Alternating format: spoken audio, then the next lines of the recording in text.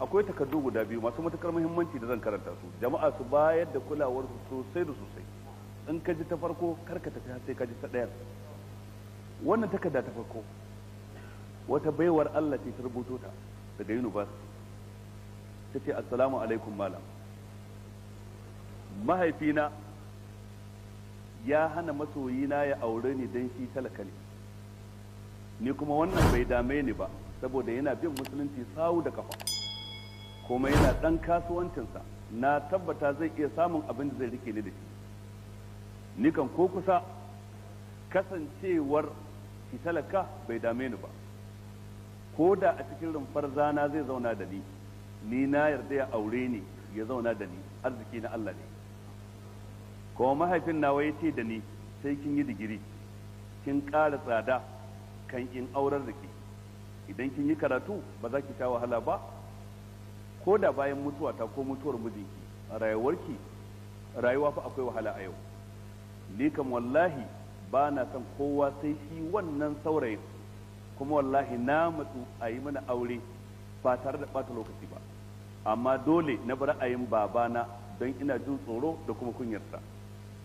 A dole ya saka ni jami'a, amma abin haushi da takaici shine akwai wata club, wato ina karantawa ne yadda ta rubuta, akwai wata club a cikin jami'a ta sirri ta munafukan malamai da 'yan iskan ɗalibai maza da mata da lalatattun manyan gari. Ajandar su abu guda ɗaya ne tak, shine sun rantse wa shaitan cewa sai sun yi disbajinin ɗin duk wata budurwa a jami'a, ko yar wace ce kuma ko ta halin kaka, ta hanyar ƙawaye, kuɗi, yaudara, dabara, tsoratarwa, sihiri, ƙarfin tsiya. Ma'ana duk wata ya da ta je jami'a sai an kama ta an kawar da budurcinta ko da ƙarfin tsiya. Akwai wannan ƙungiyar ta sirri a yanzu a cikin jami'a, ta kunshi waɗansu daga cikin malaman jami'a da waɗansu daga cikin ɗalibai maza da mata, kuma ana amfani da kowane irin abu. Malam dan Allah ka yi bayani gamsassu akan wannan tambayoyi ta gidan TV da rediyo a cikin Ramadan. An fi sauraron da kuma ɗaukar nasiha a cikin wannan wata, ko Allah zai sa mahaifina ya ji ya wa'azu. Tambayoyin na wasu ne, malam yanzu idan na fada hannayen waɗancan fasikan, Allah ya kiyaye, shin zunubin nawa ne ko na mahaifina? Abu na biyu, labarun retin tana nufin fyaɗe a jami'a ɓoye su ake yi domin gudun jinjin kunya da tsoron ɓacin suna. 'Yan mata ko da an yi musu fyaɗe ba sa faɗa, don sunanki zai ɓaci kuma za ki ta jin kunya, ana ganin ki da abin. Ta ce amma kusan 95% na budurwayen jami'an nan an lalata. Ta ce da rana tsaka ma akan kama yarinya budurwa cikin mota a yi nesa da ita daga inda idan mutane suke a cikin jami'a, a yi lalata da ita, sannan a ba ta ƙwayoyin hana ɗaukar ciki, kuma a ce da ita ko yaushe in kika buƙaci irin waɗannan ƙwayoyi akwai su kyauta, kya iya holewar ki yadda kike so. Wasu matan daga nan fa shikenan sai su zace cikin tafarkin lalaci ta hanyar shan waɗannan ƙwayoyi. Tambayar anan ita ce, shin amfani da irin wannan magani shin ko ba kisan jariri ba ne? Na uku, malam me yasa ba kwa yawaita nasiha akan ire-iren waɗannan matsaloli? Ina tsoron Allah zai tambaye ku malamai.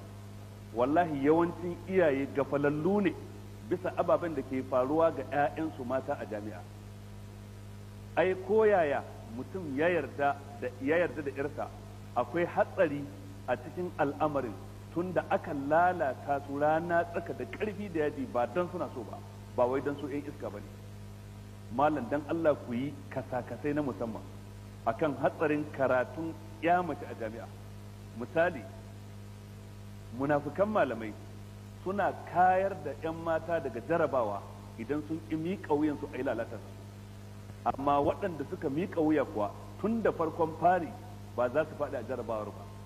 Don Allah, ci ko faɗuwa na 'ya mace a jarabawa ta jami'a ba ya zama abin tada hankali ba ma idan an ce irka ta ci jarabawa ba?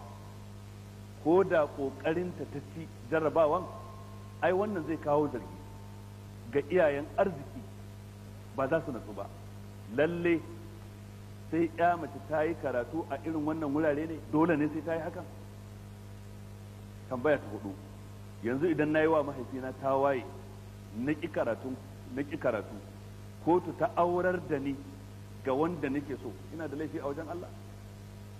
Malam, dan Allah kai wa iyaye nasiha su aurar da 'ya'yansu ga masoyansu a kan lokaci, don wallahi kusan 100% na 'yan mata ba mu da haƙuri. Kunya ce take hana mu bayyana wa iyayenmu hakan. Shin ba za su tuna yadda suke ji ba idan su sha'awa ta sa suka matsu da junansu? Ai mu ma 'yan adam ne kamar su, muna natsuwa. Iyayenmu mata su ya kamata su taimaka mana su aurar da mu da wuri kafin a saka mu a jami'a.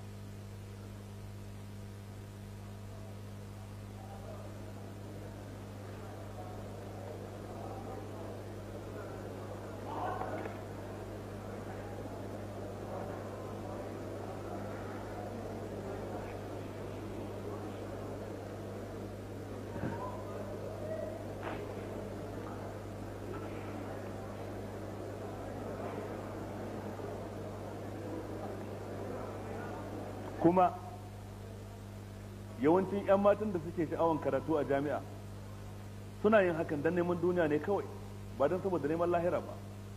Hakanan iyayen ma da suke matsa sai 'ya'yansu sun yi karatun a jami'a din, su ma don neman duniyar ne kawai, ba don neman lahira ba.